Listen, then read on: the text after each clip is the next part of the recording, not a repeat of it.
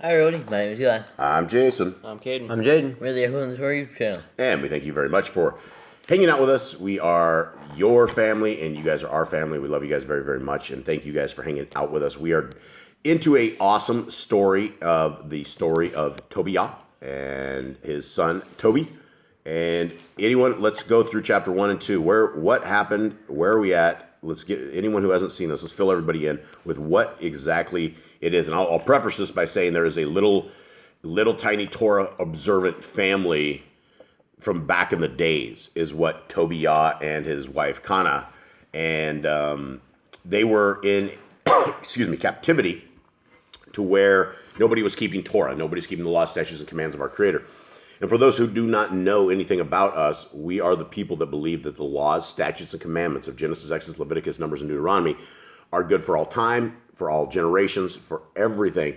And the example that TOBIYAH is doing and is showing is how we should all be living our lives. We should all be helping the poor. We should all be taking care of the hurt. We should be taking care of those who are unable to take care of themselves.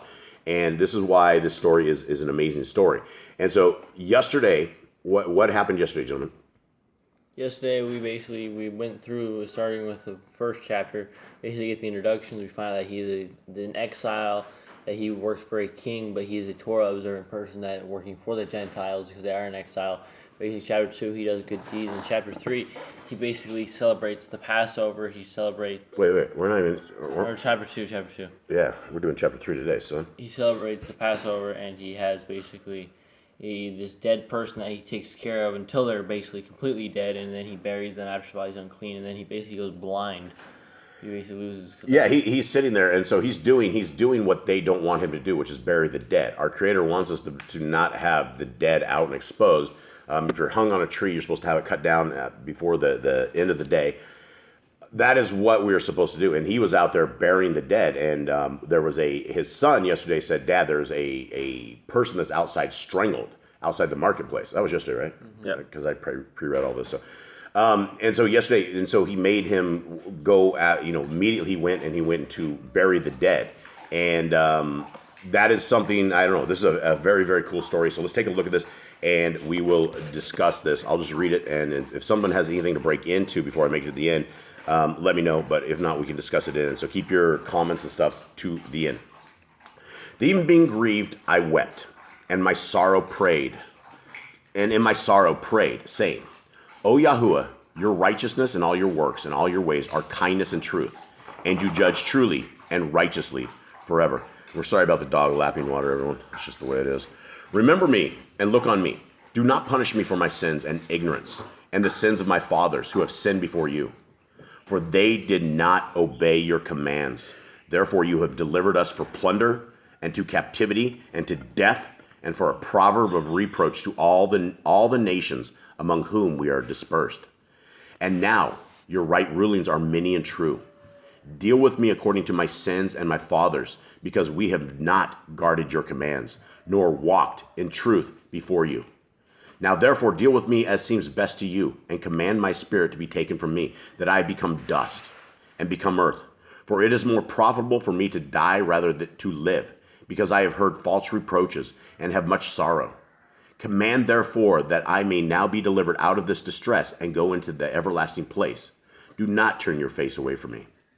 It came to be on the same day that in Achmetha, a city of Madai, Sarah, the daughter of Raguel, was also reproached by her father's female servants, because she had been married to 7 husbands, whom Ashmedi, the evil spirit, had killed before they had lain with her. Do you not know, they said, that you have strangled your husbands? You have already had 7 husbands, neither were you named after any of them. Why do you punish us for them? If they are dead, go your way after them. Let us never see from you either a son or daughter. When she heard these words, she was very sorrowful, that she thought to strangle herself. But she said, I am the only daughter of my father, and if I do this, it shall be a reproach to him, and I shall bring his gray hair with sorrow to the grave.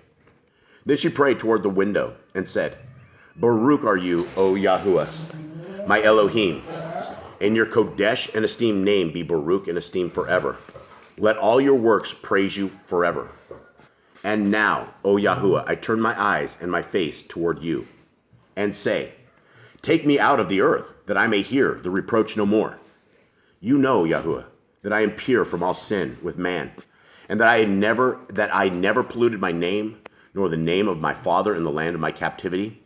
I am the only daughter of my father.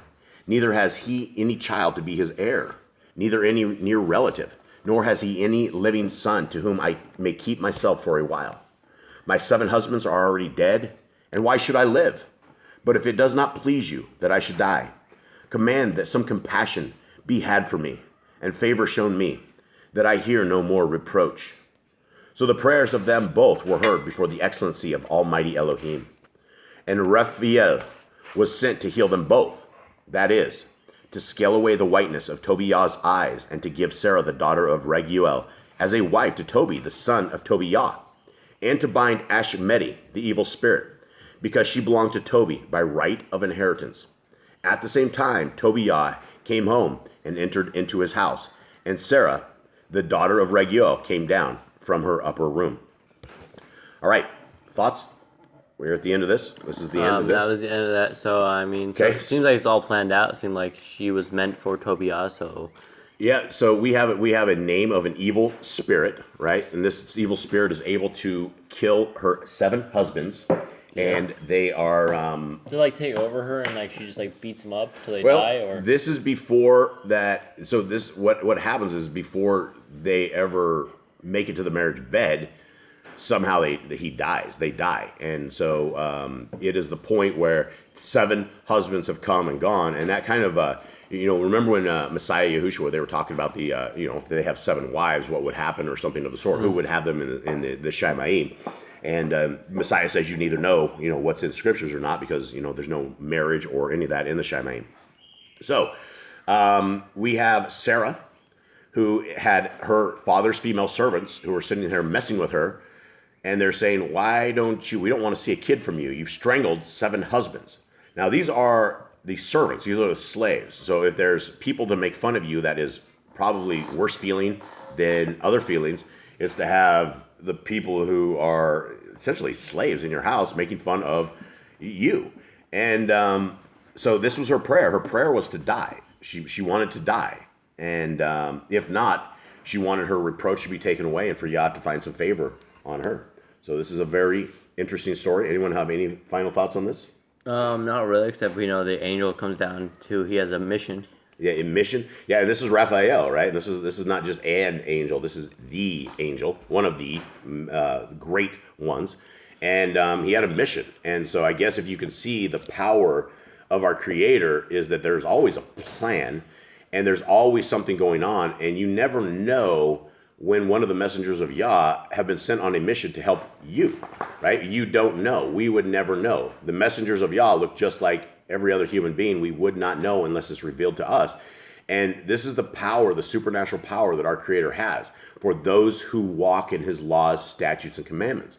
Now, if you have taken the religion and you say that you're a Christian and you don't want to walk in the laws, statutes, and commandments, then by default, you are not considered a child of the Most High.